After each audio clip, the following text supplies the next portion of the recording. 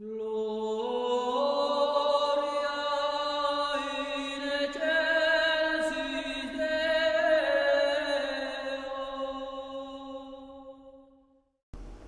everybody, this is Tim, and today we're going to talk about the next session of my Song of Ice and Fire campaign that I'm playing in.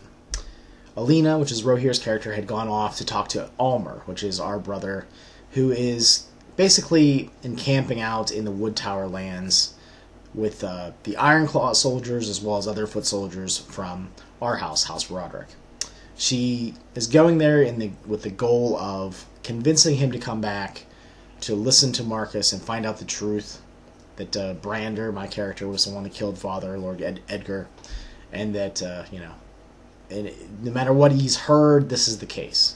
So she's trying to use words so that things don't get to the point where there's a break through the house of House Roderick and there's a civil war. So the next morning, Marcus slept in, and he was hanging out with his sweetheart, Alyssa Woodtower, and Alyssa doesn't really know what's going on. She's kept in the dark. She's been told a lot of lies by Marcus. She doesn't really understand what's going on, that, her house has really had like a hostile takeover. She thinks that there was like some fringe element that was, doing things to her house and trying to take things over, and House Roderick has stepped in as the good guys to, help things out. So she really has no idea what's going on. And it seems like she's getting feelings for Marcus, and Marcus, even though he has political aspirations, also is falling for Alyssa. So there's a little bit of romance going on there. They saw Claw and Fang coming back with a wagon, but there was someone else with them.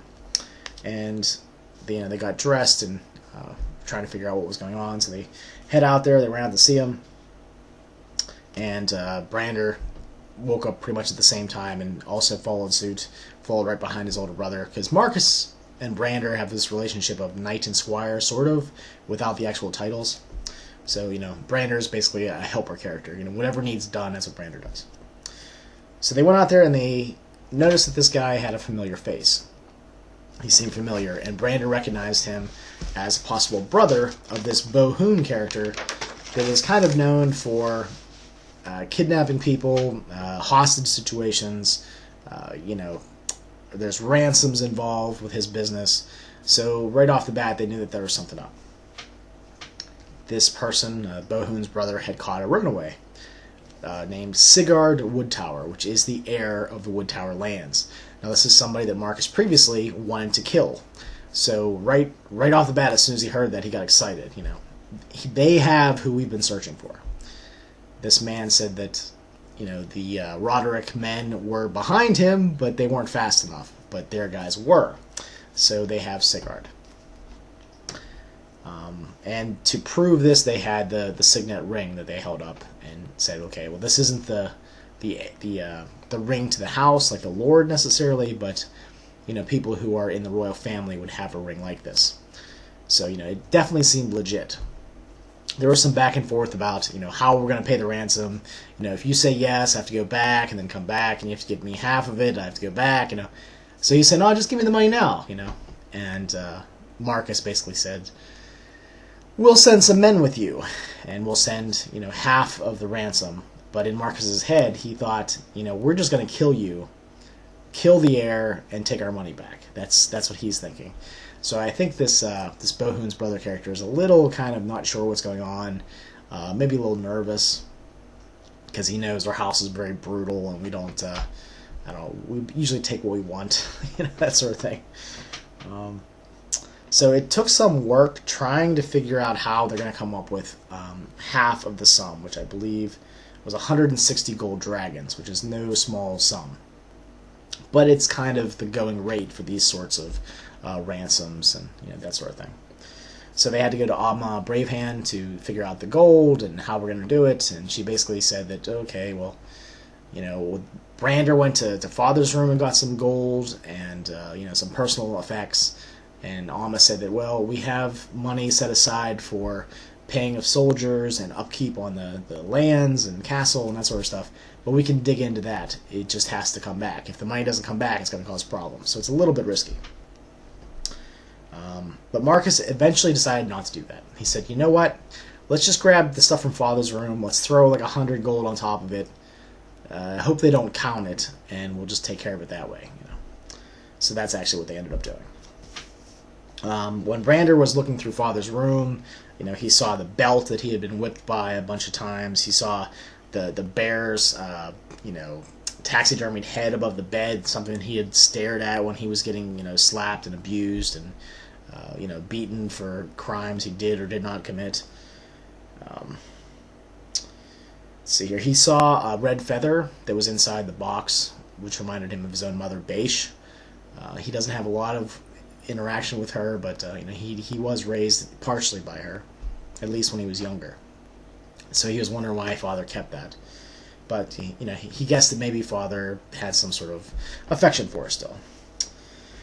The plan was for Omsler to sort of track these men that were going with Bohun's brother, and then bring like 30 or 40 men behind, and they're going to ambush them. As soon as they find out where they are, where the heir is, that's when they're going to strike. And Omsler is this wildling that is good in the nature and tracking and all that sort of stuff. I think at this point we pretty much fast forwarded for 3 days. And during that time, Lord Edgar's bones were being boiled, and they were going to be wrapped up and taken down to the crypt. And Beish, Brander's mother, was actually going to be the one who was going to be doing that. During that time, Brander slept in his father's bed, which, kind of probably messed with the Maester a little bit, like, why is Brander sleeping in his dead father's bed, especially since he killed him? But he was being healed because of the bear bites and wounds all over his body from the bear pit. While he was in there, he had a vision in a mirror. There was black goo all over his hands. There was a strong herb smell. There was this archway and the center pillar, and faces were attached to it. And they were sort of like hung up there like something, something on the wall. It was some sort of lucid dream, and there was a basin, and he could hear seagulls off in the distance. There was this little girl walking around, and all the faces were looking, I'm just going to say at me, at Brander. She put her hands in this black goo, grabbed a face off the wall, and then put it on her own. Put it right over her face. And then in the dream, that is exactly what Brander did. He said, well, I'm just going to follow suit, do the same thing. And he woke up from this dream, and Maester Tassild was asking him, and he was telling him about it. And Tassild sort of took it as symbolic. The black hands might represent guilt. The faces might represent wanting to be somebody else, since you've had such a hard life, Brander. Things like that. Whereas Brander was thinking something else. This, what is this? It felt like I was there. This seems like something I remember. Am I seeing somebody else? It's all jumbled and jagged in his mind. Tassild had just gotten good news, but he wouldn't really tell him what it was. He told him that, again, Beish's mom was down in the crypts boiling father's bones. Brander had requested that she be present. I think last session or the session before. So it took a while, but she eventually showed up. Alyssa told Marcus that she was with a child. He said he didn't have any bastard children, and he didn't plan on having any. Not really asking her to marry him, but kind of asking her to marry him. So, they kissed, and she seemed kind of excited by that. And then they tumbled in the hay a little bit. During their lovemaking, Tassild told him that the ships had returned. The blockade that was around Bear Island had been stopped by sending a messenger. Marcus had done that, and they had returned. So that means that the ships were now, once again, under the control of Marcus, and that, he should probably go figure out exactly how that went down, talk to somebody, see what's going on. Brander was descending into the crypt. It was warm down there. There was a tiled floor of black and white tiles. It wasn't the crypt of his visions, though. It was different, because he had walked on black and white tiles before. He saw the back of someone in a black robe. There was a basin of water. And then it shifted. He was...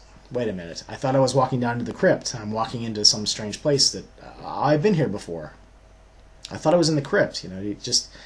It's really cool the way that Zig does these visions.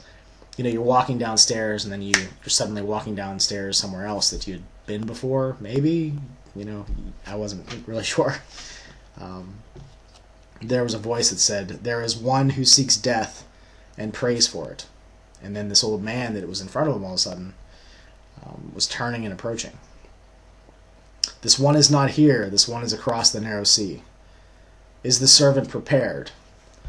And, Brander just asked, "Who am I?"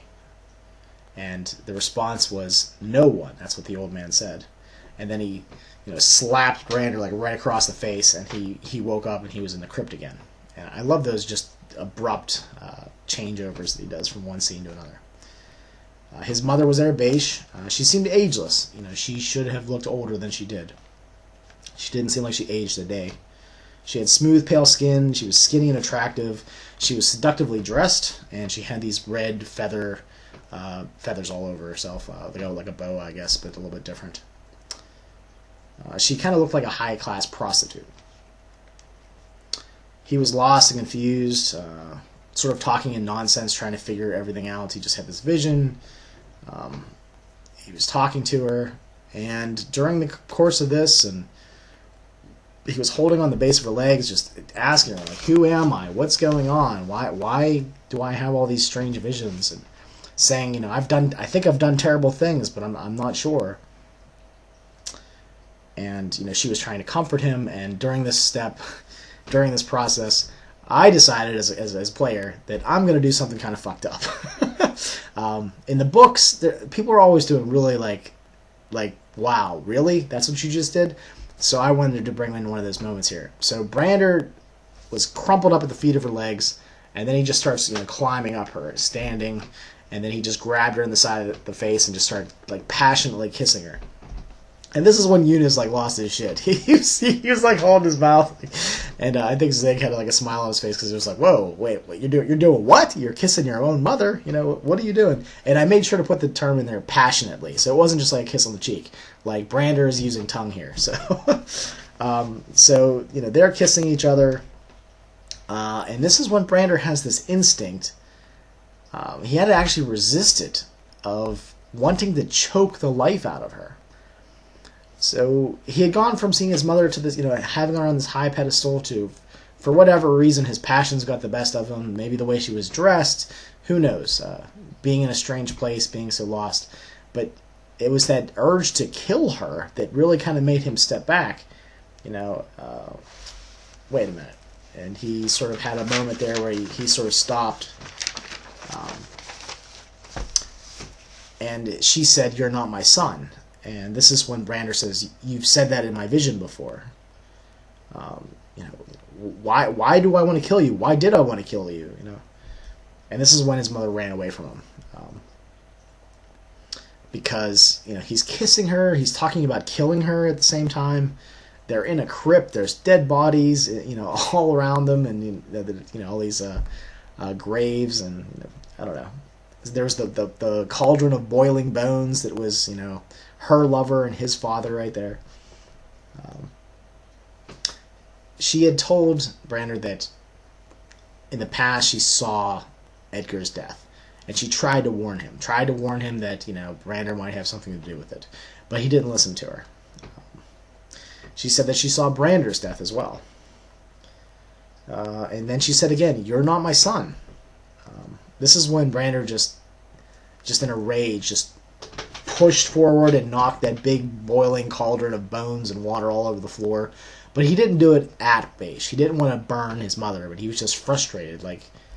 He's looking to her for help, and she's giving him more confusion. And this is when his mother was running away, and he didn't think he could catch her, so he just punched her in the back of the head as hard as he could. Why do I want to kill you, mother? Why did you leave me with father? These sorts of things he was saying. Because, at first he was raised by her, but then she sort of gave up him to father. And he kissed her again passionately. He sort of lost himself in the kiss.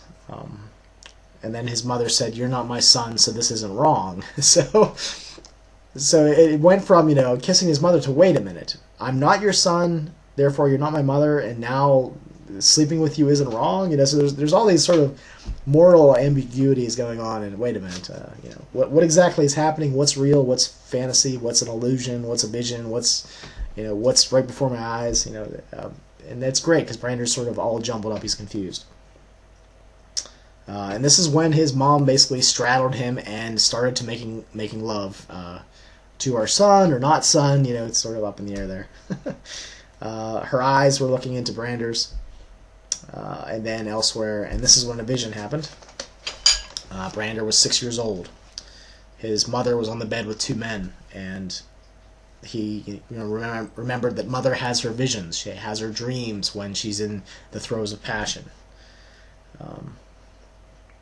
So at 6 years old, this was the first time that Brander just remembered sort of being neglected, that he was standing at the edge of the room and this was going on. It was right before his eyes, and it was the first time that Brander wanted to die. He just craved death. So when she was finished in what she was doing, her green eyes rolled back into her head and she started to choke. Oh, that's right. And then Brander started to choke her. Like it was that instinct again. He just felt like he just needed to choke her a little bit, but with her calm words, he released a little bit. There was this moment of horror on her face that slowly turned into like a neutral, mellow look. You aren't who you think you are. And Brander's like, why are you saying these things to me? Well, who am I? And his mom said that you killed my boy. You are not my son. And then she ran. Brander, he was probably locked within himself there. Like, wait a minute, I killed myself. I killed your son, but I'm not you. And just confusion. And as she ran, the predator prey thing kind of kicked in again, and he just chased after her. And then he ripped out the body of one of his old relatives and put his own mother in the crypt and sort of slid the lid over almost all the way so there's a little bit of breathing room. Just trying to just creep the hell out of her. Not really sure what to do. Not really sure who he was. Had he even undergone all this torture and abuse that he had remembered as a child? Were these someone else's dreams? And then he started wondering if his own face was his own. Wait a minute, I saw that vision of a face. Is this face not me? Are there memories and visions in this face? So he's walking around this crypt while his mother is inside, banging on the side, and he's asking her questions and slamming on the side of it. So it was a fun scene. Back in another scene, the ships had come in, and the Maester was there. Turley was there. He was on the Master of Arms, and some of the captains. Almer's men were trying to do the same thing that Marcus was doing, to get control of the ships, and therefore they would have control of the island. It was a good thing that we had done, Marcus had decided to do to avoid this civil war. And the captains were convinced to come to Marcus's side. They said that, well, you're the oldest, why wouldn't we come with you? Trying to make it seem like they wouldn't have gone with Almer, even though, maybe they would have if the tides were turned a little bit. Their diplomat was held captive. This is Almer's diplomat. And then Marcus boarded the ships. The diplomat was actually one of the Ironclaws, and his name was Claudio. And they were told that Marcus had killed Lord Edgar because he wanted the throne. And this is when Marcus told him, no, it was Brander. And Brander climbed in the bear pit, and instead of dying, he actually killed the bear. So, by the laws of the island, he is now free to go, except he is now devoted to our house. That is his task. He is now an Ironclaw in training. So this kind of turned Claudio around. Oh, wait a minute, okay. And he said, okay, I side with you then. And Marcus was trying to figure out, what am I going to do with Claudio here? Am I going to try to send him back, or am I going to do something else with him? He basically just said just to wait. When Almer had heard from Sim, and this is what Claudio was telling us, that Marcus had killed their father, Almer raised the Roderick flags over the Wood Tower lands. Instead of having the Wood Tower, flags flying, and House Roderick was, oh yeah, we're here to save you. Now it definitely looks like House Roderick has forcibly taken another household's properties and lands. Let's see here. Almer wasn't able to march, though, because he doesn't have a lot of people with him. And he also has to keep the populace there under control. They don't like the Rodericks being there. They don't like the way they're being treated. A lot of their women are being abducted and forcibly, raped, and all these horrible things that these Ironclaws are doing there. So he needs to keep his soldiers there. So he's not going to march on House Roderick, the Bear Hold. So that was one thing that Marcus wasn't aware of, wasn't it? Sorry about that. So, like I said, Marcus was not aware that Almer would not march. In fact, he wasn't aware that Almer was going to try to do anything until this stuff started to come to light. And this all started because Sim went there and started spreading lies. So Marcus told Claudio that Wood Tower, its people, and its lands were his, and that Almer had nothing to do with it. That, what he said was going to go there, His word was law, basically. Claudio said that he wanted to go kill Sim, and Marcus said that he had sent Alina to go try to smooth the waters, try to have everything calm down a little bit, and maybe Almer will come back as a loyal brother and not someone that will cause harm. So hopefully that'll happen. What's tough, though, is that Rohir is playing Alina, and if he misses next session, I don't know how Zig's going to time this out. Maybe he'll have very long days, I think is what he said, until, she does her thing and comes back. But we'll have to see how that works out. She's basically going there to negotiate. Claudio said that Almer isn't a leader, not like Marcus is. And Claudio was forgiven for everything he'd done, siding with Almer over him, even though that they were brothers as Ironclaws, because Marcus is, as well. Let's see here. So, back at Brander in the crypt with his mother. His mother is locked up in this, stone coffin, basically, with just a little slit where air and light are coming in. He's asking her questions. He's banging on the side of it. He's walking around trying to figure out who he is. Am I not Brander anymore? If I'm not Brander, who the hell am I? If I killed Brander, then how do I have his thoughts? And trying to piece things together. Me as a character or me as a player started to think that, is my character a faceless man? Was I sent there across the narrow sea to kill someone, and somehow things got messed up? Something's different. Something's wrong. Why do I have Brander's thoughts and memories then if I'm not him? So, very jumbled, very disconnected.